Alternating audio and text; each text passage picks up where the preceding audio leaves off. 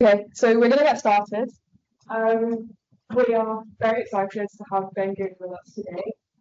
Ben Gearey is a lecturer in environmental archaeology at the University of Cork, Ireland.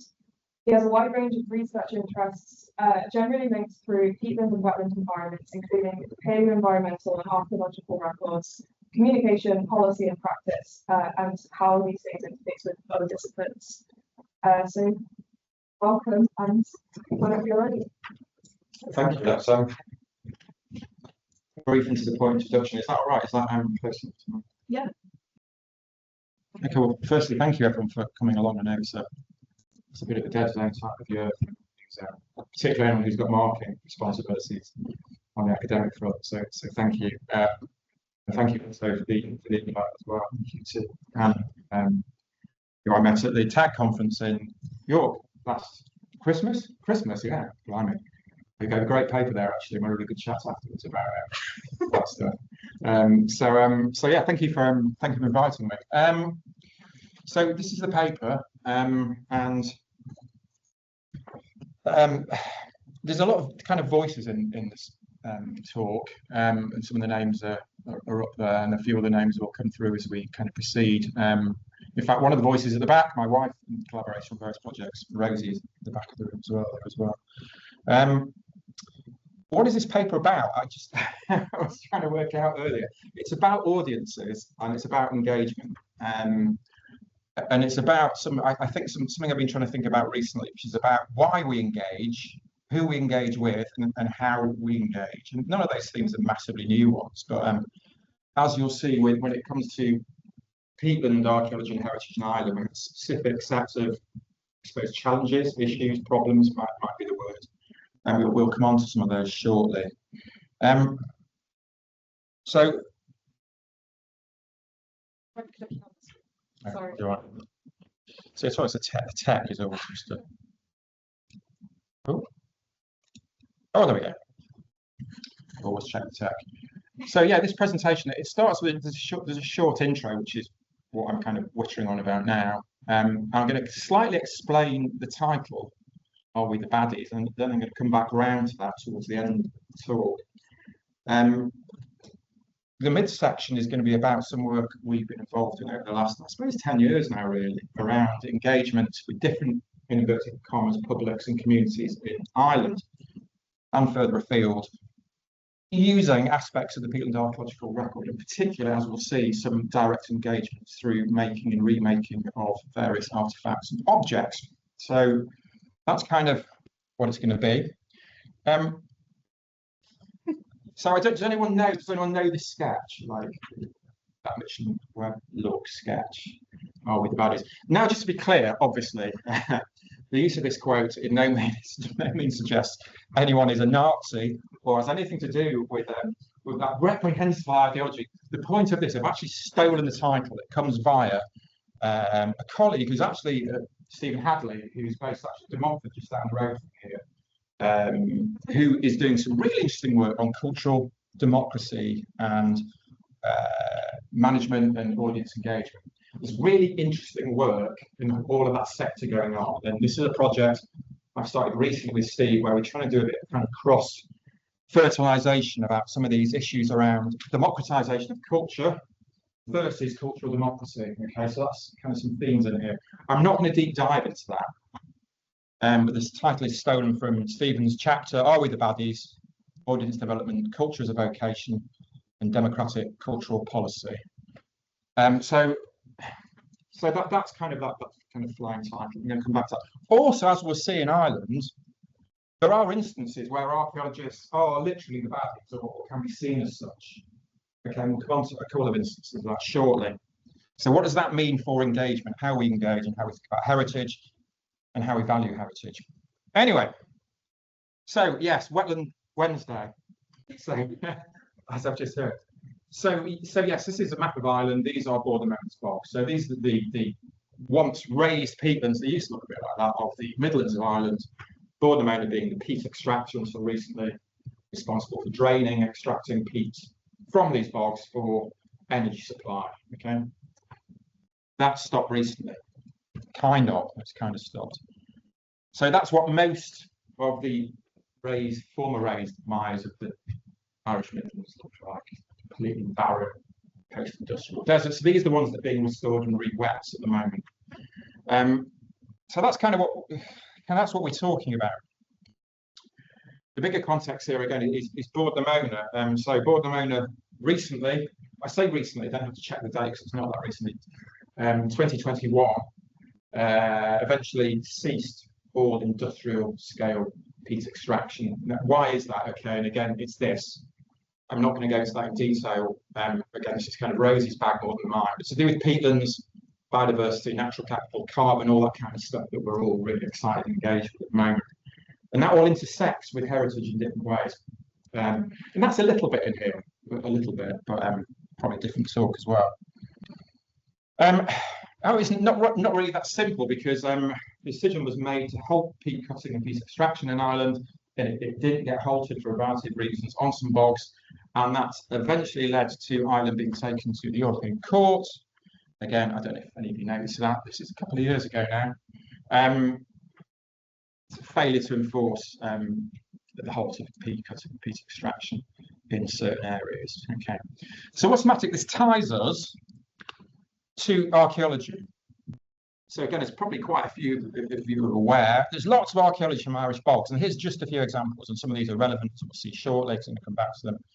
And there's a quote by the king and queen of what the archaeology, the Coles is. That some are saying the Irish bogs still hold more information about the past than any other wetland in Europe, and that was back in the 80s. And that is certainly the case.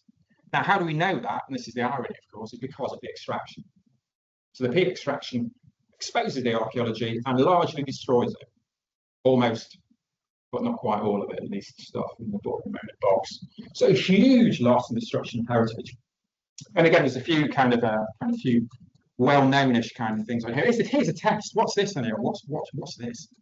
Not a great picture. If anyone want to go for what part of what hoard is that? Dowris. That's a bit of Dowris. The bit that's in the bit that's in here. Double split all over the place. The palaeoenvironmental vessel, late Iron Age vessel, I'm going to come back to shortly. Bog butter, again, these are kind of classic finds, or well-known finds from Irish bogs. And over here on the right, we have the so-called the Ballykean figure, sometimes called the Red Man of Kilbeg. I'm going to come back to both Palace and the Red Man, or the Ballykean figure shortly. Sorry, I call it the Red Man. Is it a man? Probably not. Probably gender of some of these figurines. That is another question.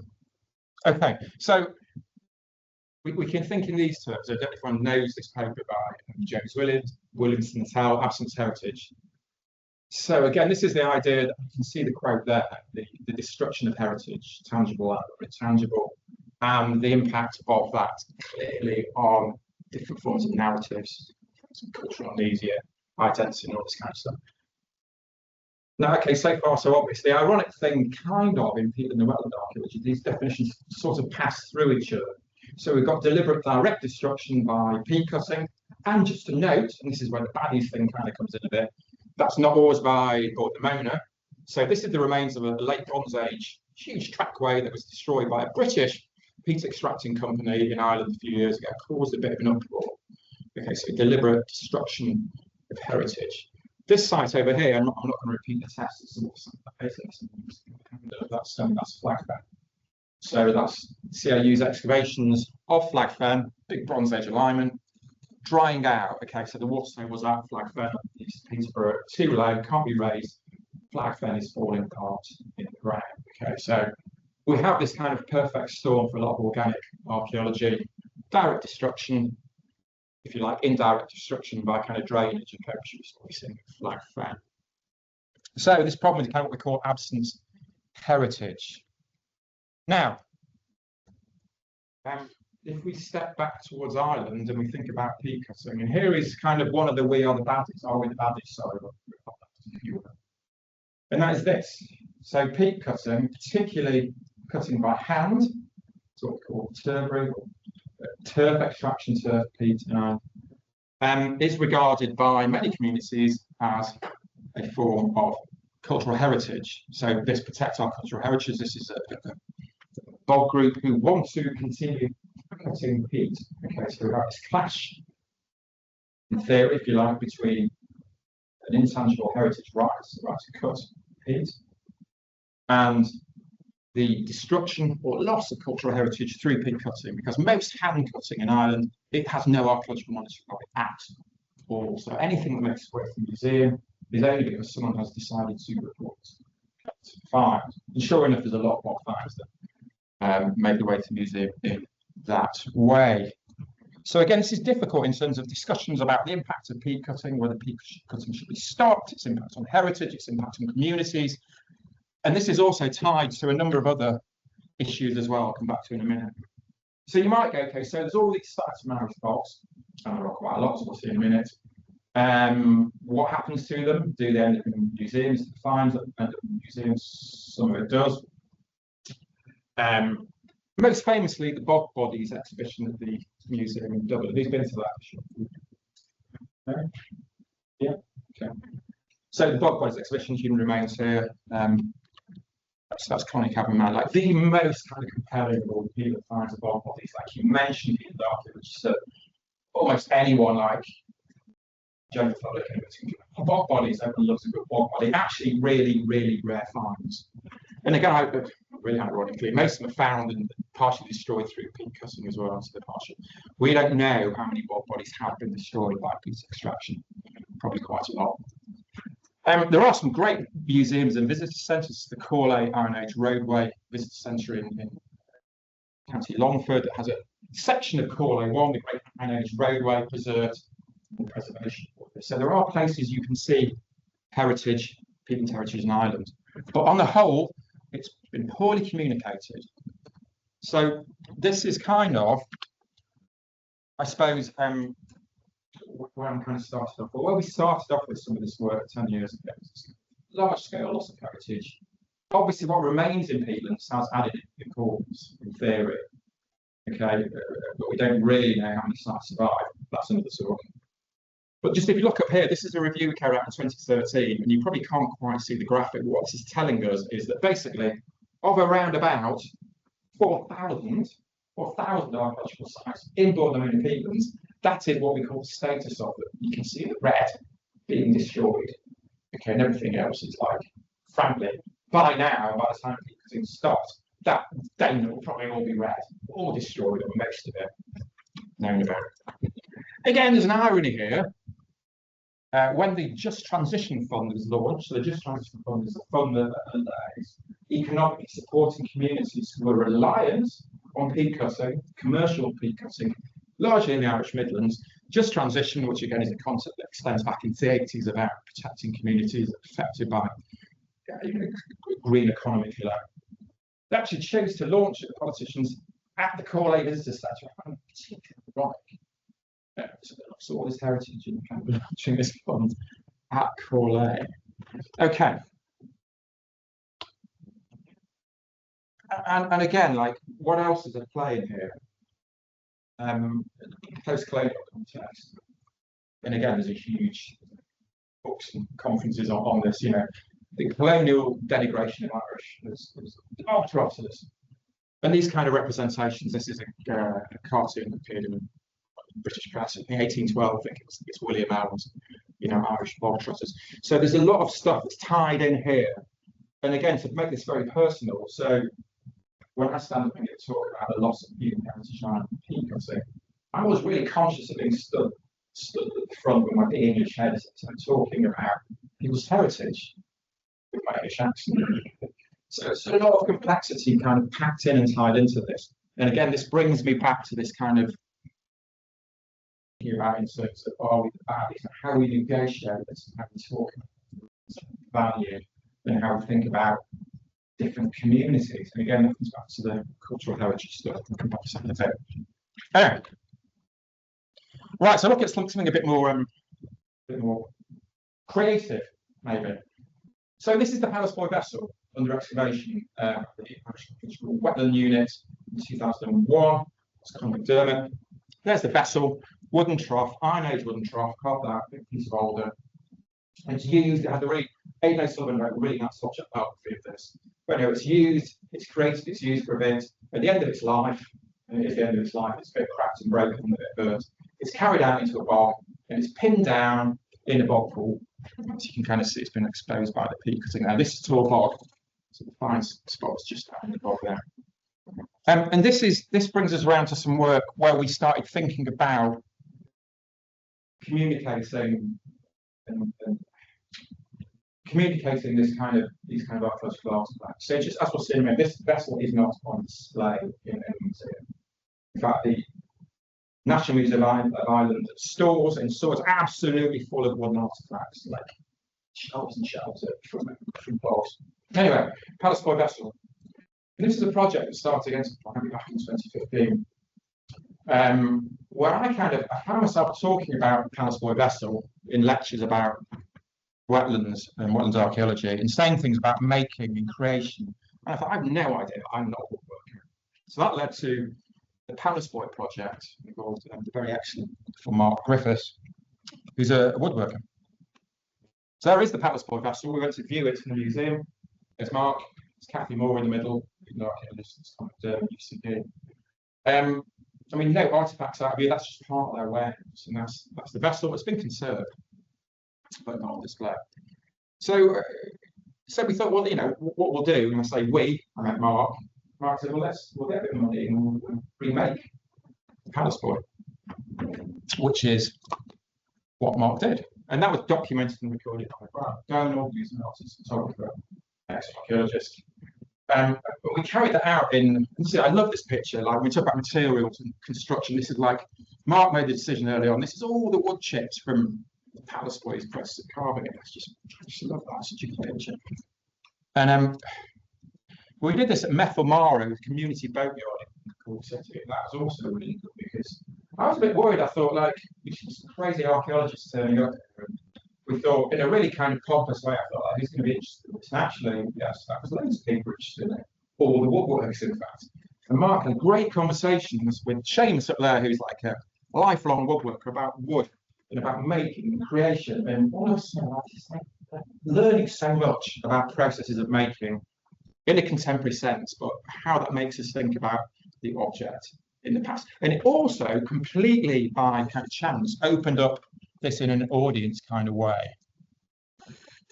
And what this led on to was this. We thought, what should we do with it? And we spoke to the museum in Cork, and they said, well, you can put it on display if you like. So it ended up on display in the Cork Museum.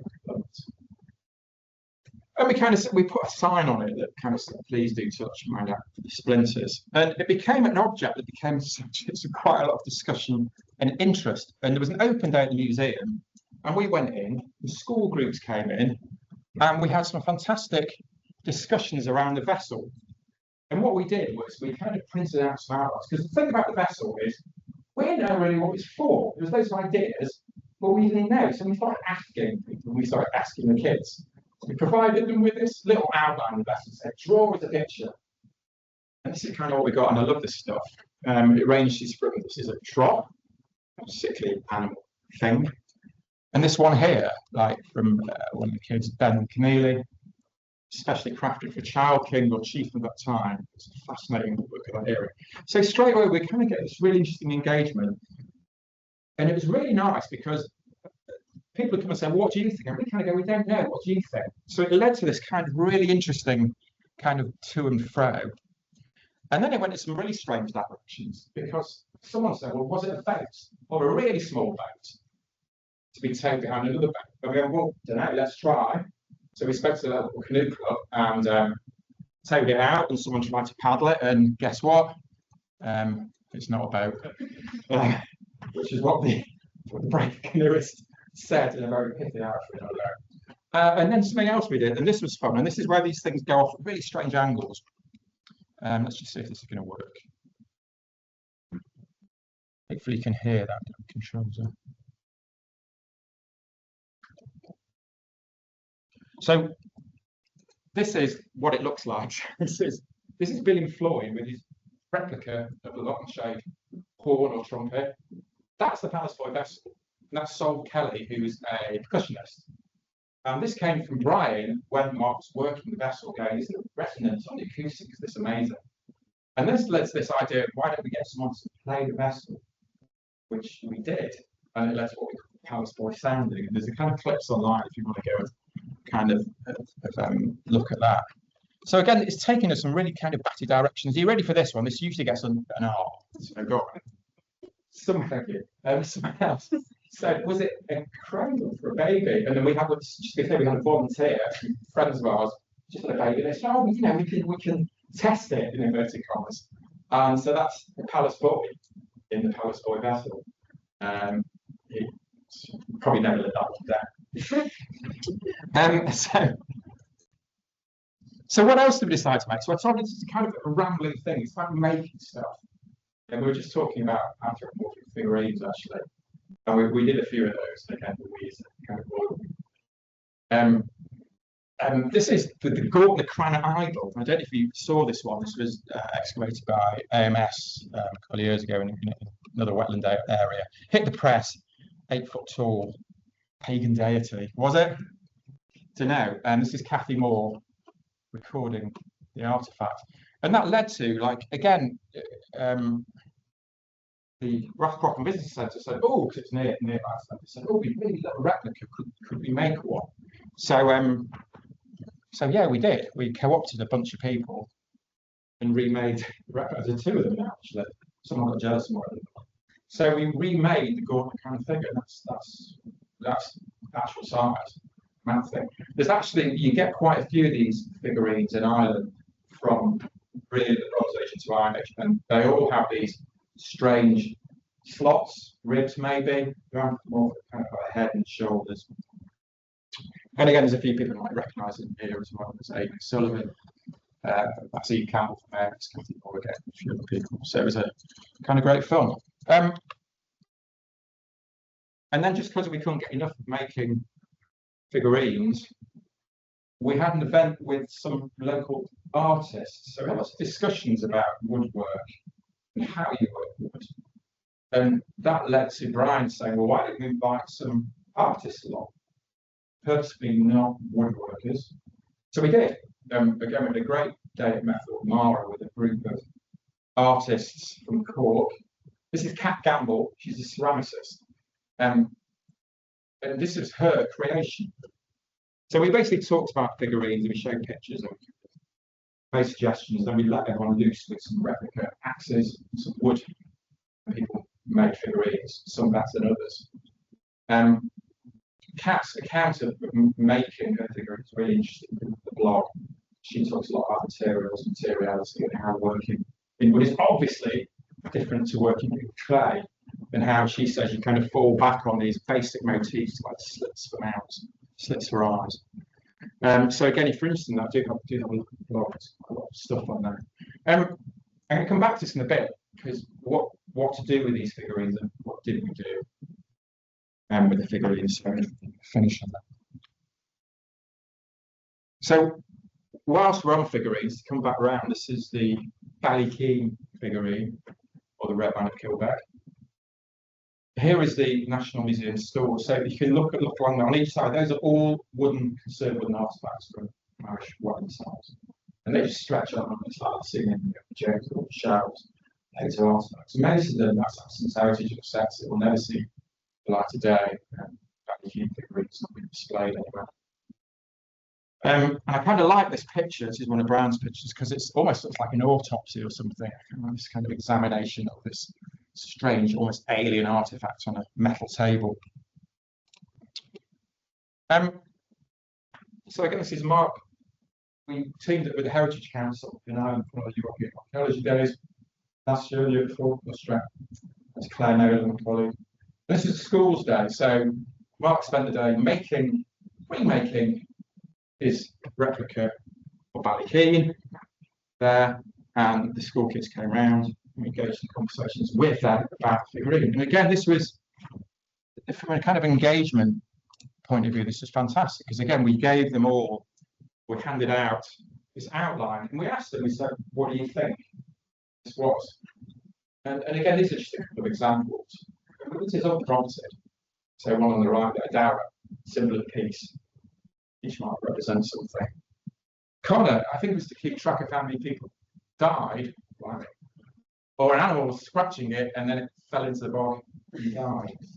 So I mean, so look, here's the thing, like a lot of these interpretations are as good as anyone's. Something else I've been doing is, when I talk about this, I hand out these. So look, if you fancy having a go and like, you can't cover it if you want. If you want to write any ideas, what you think, what makes you think of, then please do put your name on it. Collecting them at some point, I'm going to probably do something tag or something. So feel free to take them. Obviously, they're cool, but really interested in collecting kind of thoughts and opinions on these figures. What's interesting, when Mark creates his replica of it, some people find these kind of sinister and a bit scary, and other people find them less so. So it's kind of interesting from an interpretation point of view. But again, as an engagement tool to get kids to think about archaeology and heritage, to not tell them necessarily what we think.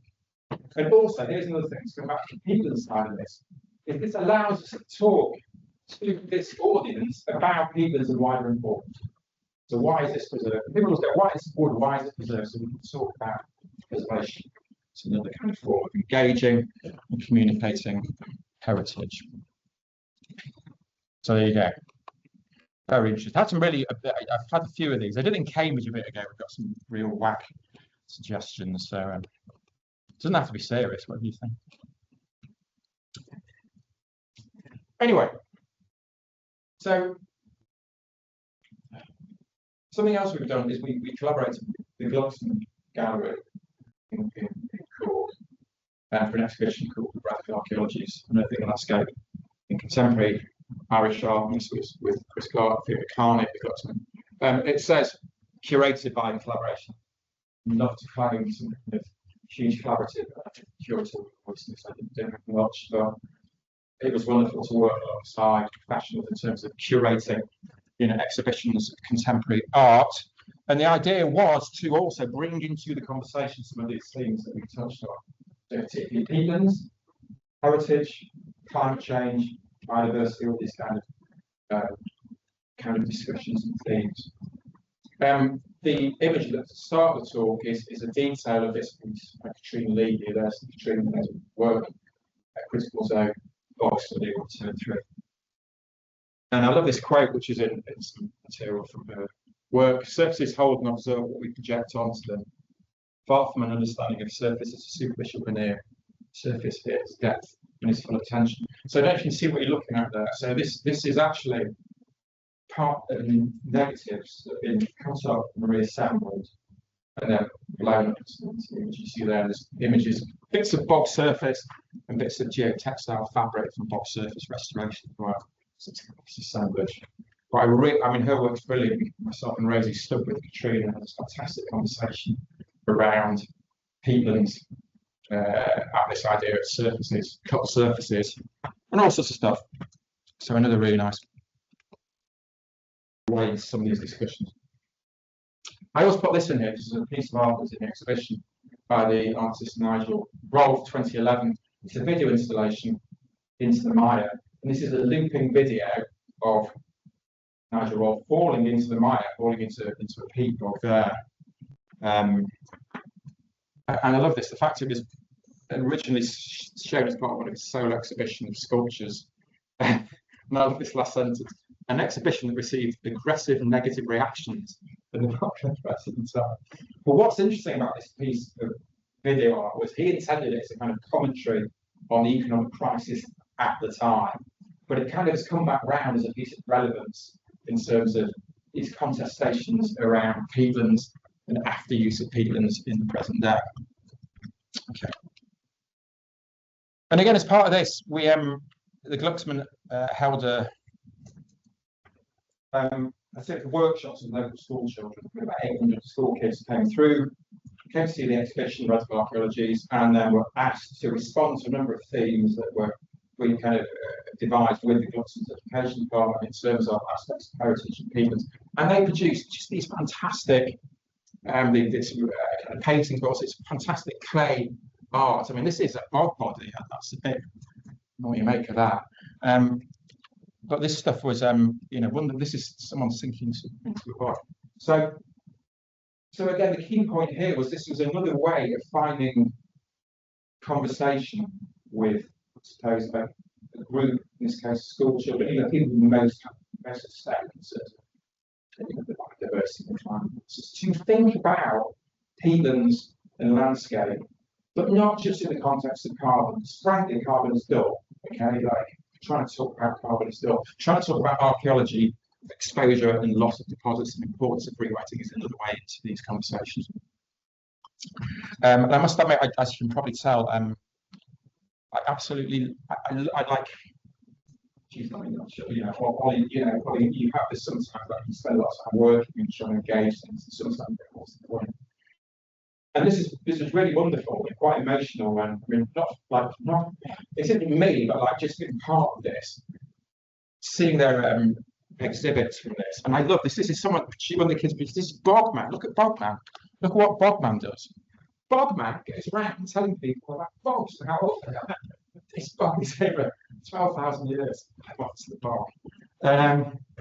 Anyway, it's a 2-day exhibition held at the Glucksman over St Patrick's weekend 2 years ago now. And like genuinely like a wonderful thing to see.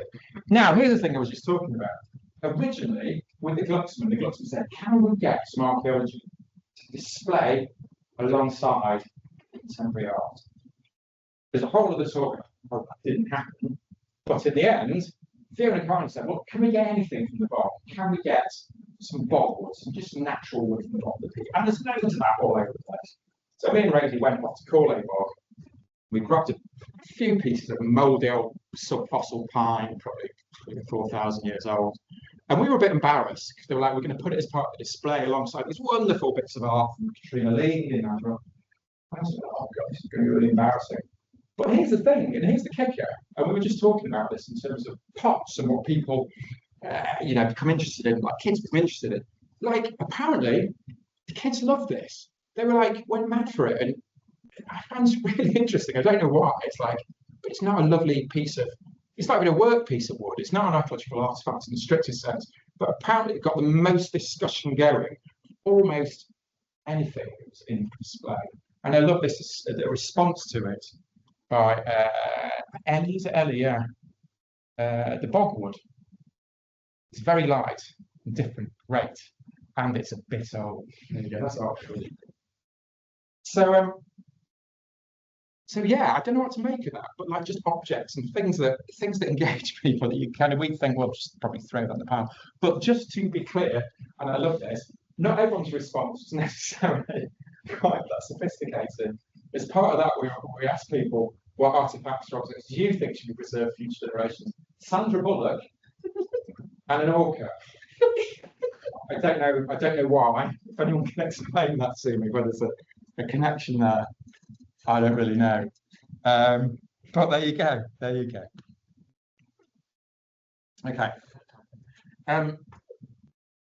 So again, we can think in terms of metrics. And I come back to this briefly at the end. Like, we are tied to metrics all the time, it feels to me, in academia and in archaeology. Like, we stand or fall by who we engage, how many people we engage, how much money we bring in, always tied to it. Okay, that's important. Come back to that in a bit. Yeah, and so in that sense, the metrics in this are really great. We had 8 school children. We asked their teachers afterwards. We couldn't ask the kids about whether they thought the kids had learned facts about archaeology, about climate change, blah blah. And like the results from that, like are really nice, like shows like positive impact due to behaviour change. What the hell is meant to be in reference to those? And there's a tension in here because it's important we kind of do this stuff, but does it have to be impactful all the time? Do we have to collect the metrics? What about the stuff that should escape the art? Okay. And here's another thing. So we talked about are we baddies? Who cares about reading archaeology? Well, as archaeologists do, they're actually some of the time sure. Some colleagues in Ireland maybe seem less sure. So we thought, let's go out, let's survey, let's ask the communities. And this is largely my colleague Claire Nolan's work in the Manahan, peatland in the centre of Ireland, heavily cut over. Lots of lovely archaeology was in it, some still left, a lot of it's destroyed. They're really tied into their heritage and archaeology. And that's a quote from one of our focus groups about how they value archaeology. Now, this seems obvious, But before this, we had very little idea whether anyone in Ireland gives one about peatland archaeology. So again, to come back to metrics and the importance of that, collecting this information, because if the community don't care, like, you know. So anyway, special tools, the roots there in the archaeology, and of course the pop preserved it. And to make it worse at Lamanahan, they want to shove some big wind turbines on what's left of the bog and the archaeology as well. So there's a huge campaign going on at the moment to push back on this in terms of, I mean, putting a green energy solution for peatlands, crazy anyway, there you go. And this is kind of in the press as well. And that map on the left, incidentally, this is Lamanahan bog.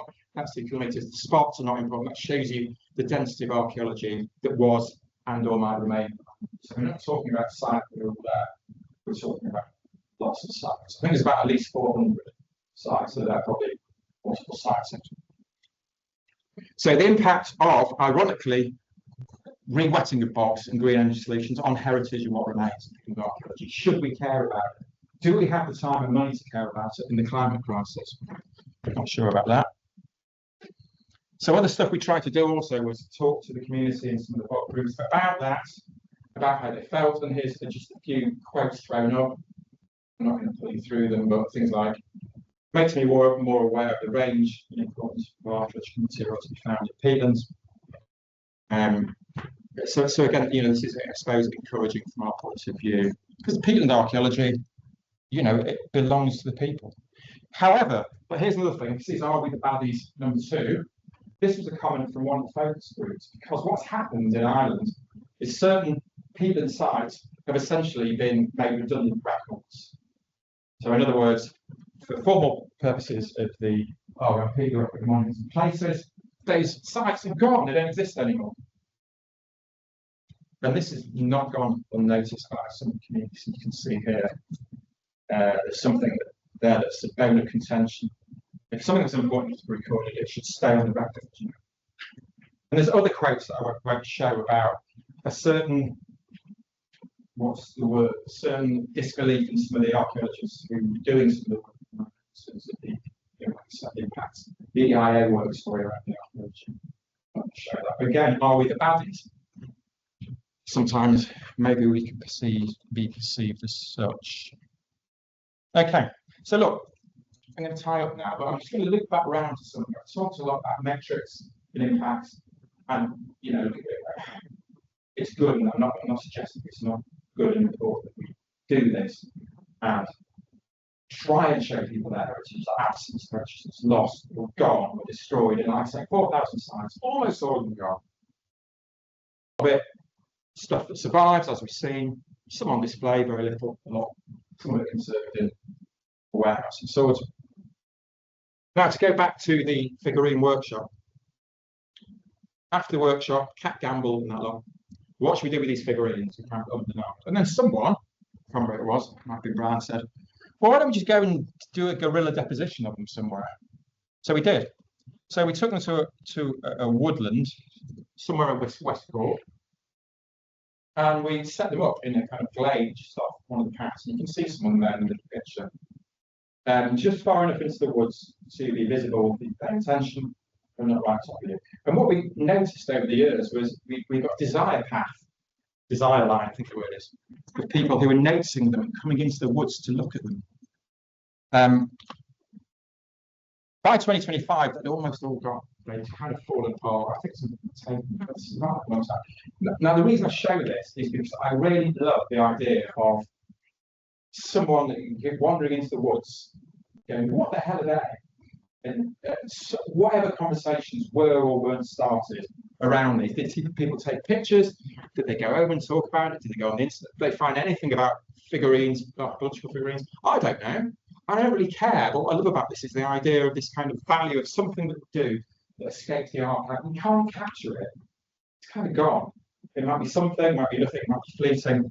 Don't know. And eventually it erases itself, if you like. That was another discussion we had. Should we be leaving figurines in woodlands? Is that littering? We decided then, because they're biodegradable, it's kind of all right. So perhaps, and again, I'm kind of interested in what people think about this, perhaps the most important metrics are those that kind of always escape the archive. Another aspect of this that we kind of did a bit of work on or with Shercock Tiger Towns, close to their town, Rallyham figurine, late Bronze Age figurine in the museum in Ireland, body collections, very anthropomorphic there. They decided they really wanted a mural, so they commissioned an artist to produce a mural of Rallyham, and there's Rallyham in the middle of Shercock. And again, I love this because we went to the town, we gave a little bit of talk, and talked about the archaeology, and it was really nice. And I love the idea that now this object has this kind of trace in Shercock. I have no idea what people think of it. Do they kind of go, it's a bit weird? Does it make them go and look up the Rallyham line? Does it make them go to the museum? Kind of, maybe. Hope so. Don't know. And to kind of almost finish this off, another idea that we had in terms of, people who don't go to museums or who don't wander around, who don't go to art galleries, so why don't we bring some archaeology to them in the pub? And this was a recent project with Shane McGuinness, UCD, who's peatland Ireland and sort of things.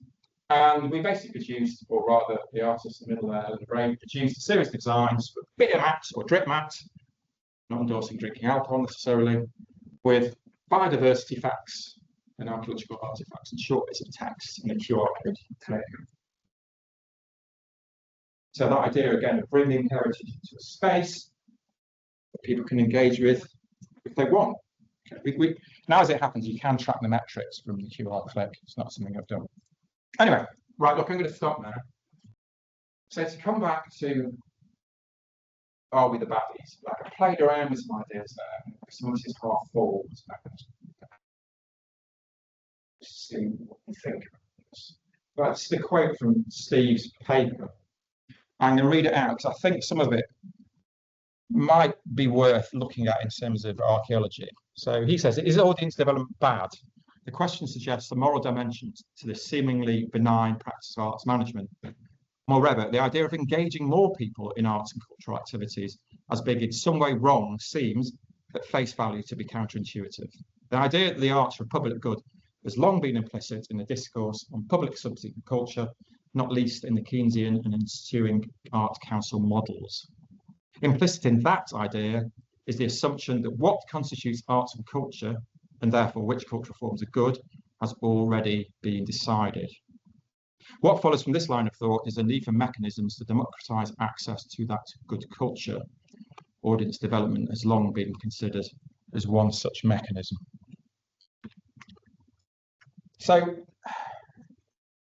to kind of come back round, like, what do we think about this in terms of the drive to create some real value in terms of archaeology? We're under huge pressure to remind anyone to prove our value and our work. And we usually do that through metrics of some form or another.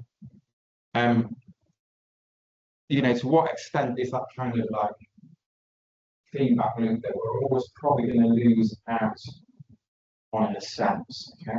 Not so we should do it.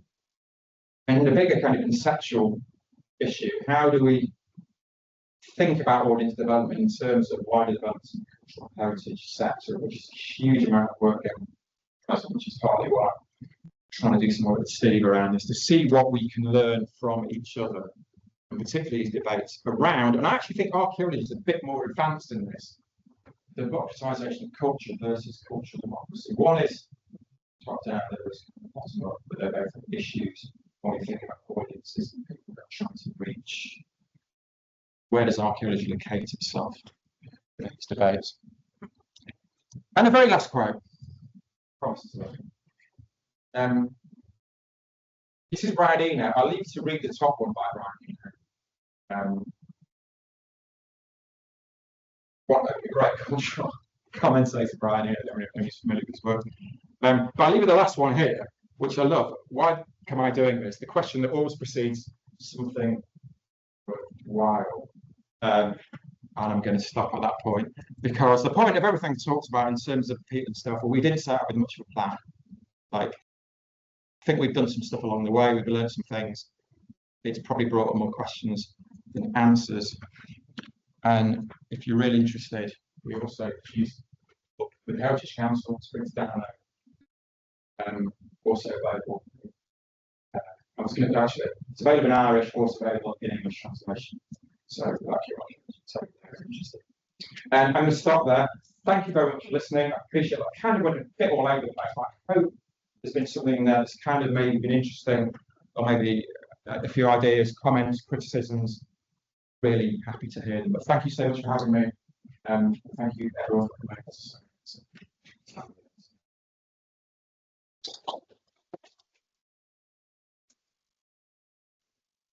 Thank you so much for that. It's very enjoyable and thought-provoking. We have some time for questions. Are there any in the room or online?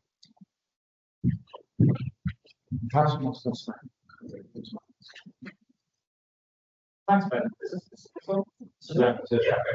And that was really stimulating and interesting. And there's loads of things to kind of think from it. And we don't necessarily have a response to your question about are the most important metrics, the ones that scale the archive. But I wonder if there's a tension between when you can start with this question of preservation and stuff, morphs, and this tension between what are we preserving? Preserving the tradition of peat cutting by local communities, or preserving the peat and stuff that's in it, and these kind of things. But I was wondering about how much a lot of that discourse relies on this notion of fixing, that we're kind of fixing what is heritage, some of this material stuff, past human traditions, those sorts of things. And what was really powerful, I thought, about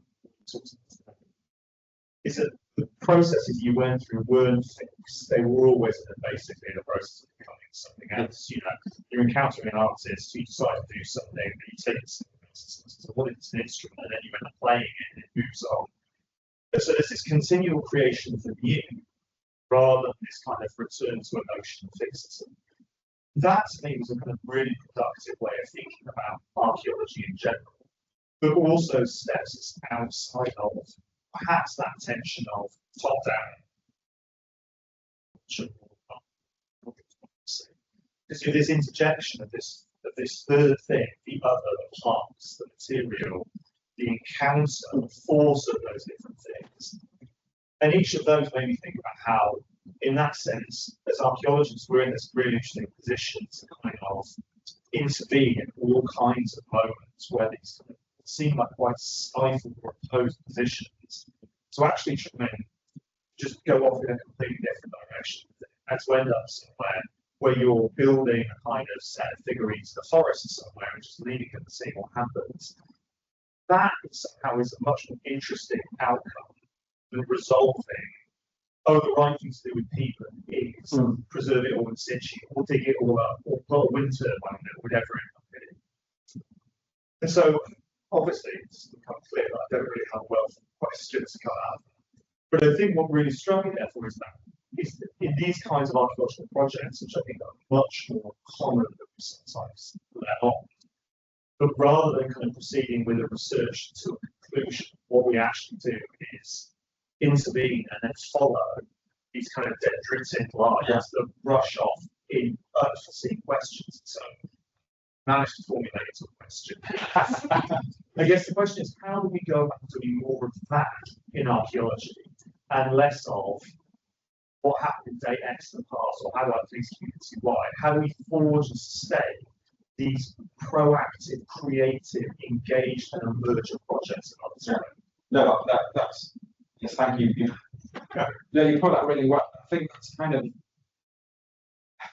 that's something I kind of been struggling with, kind of trying to think through with this stuff as well. And I don't have an answer. And again, to come back to the point about metrics and the question we're all under is the kind of Palestine stuff happened kind of organically because we have kind of time and space to play with that, and also collaborating with people who have a very mindset process.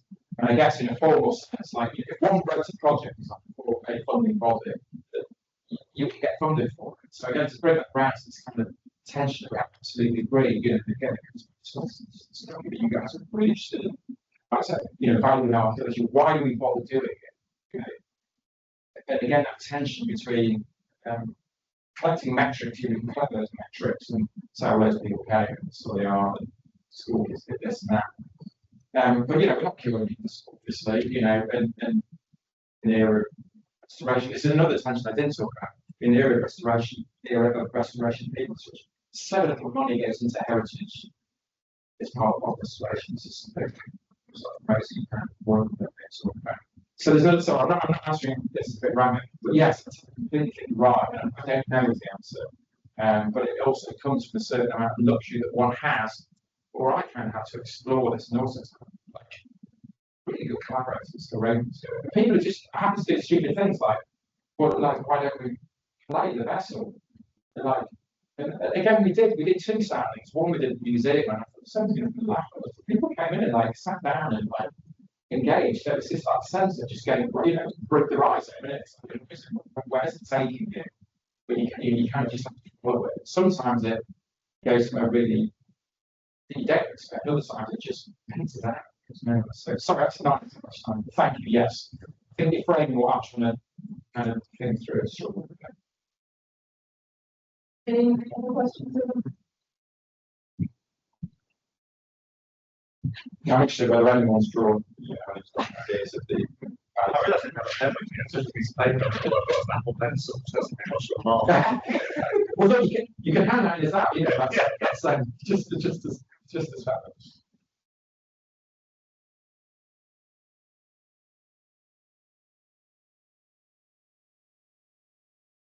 Maybe has a question. So what do you think the Tilburg figurine is? This was often kind of fed back to us like we did it with the kids. I always answer in a really unuseful way, which is I don't think it matters. Is that squirming out? But you do get the tradition. I'm actually trying to get Kathy Moore, who was in the presentation, to write some of this. She's recorded quite a few. I think there's about 10 of those former figurines now. The big beast showed is the latest one, so that's the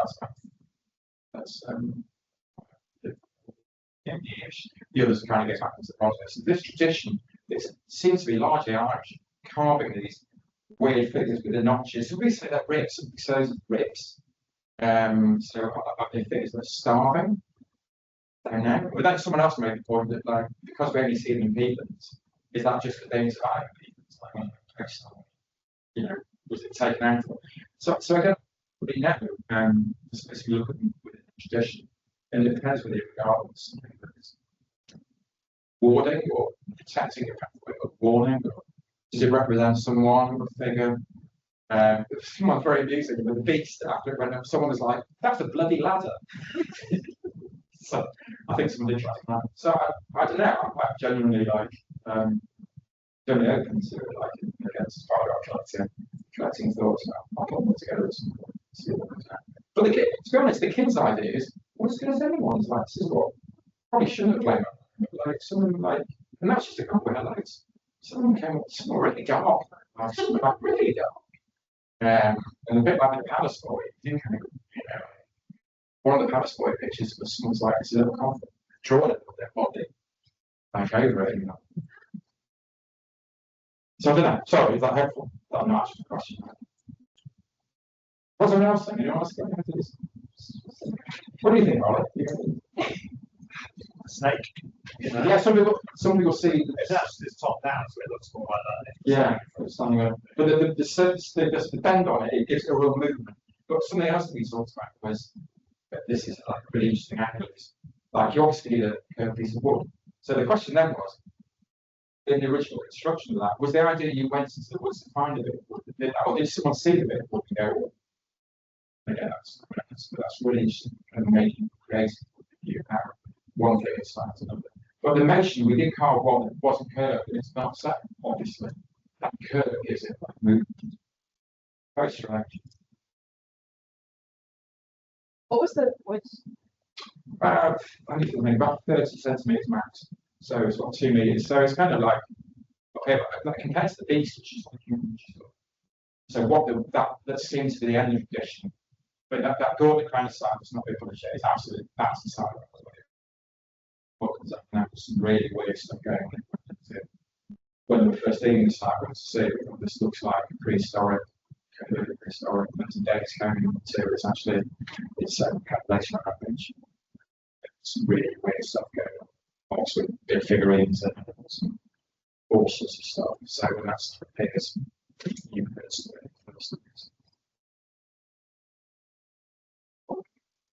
Any other questions?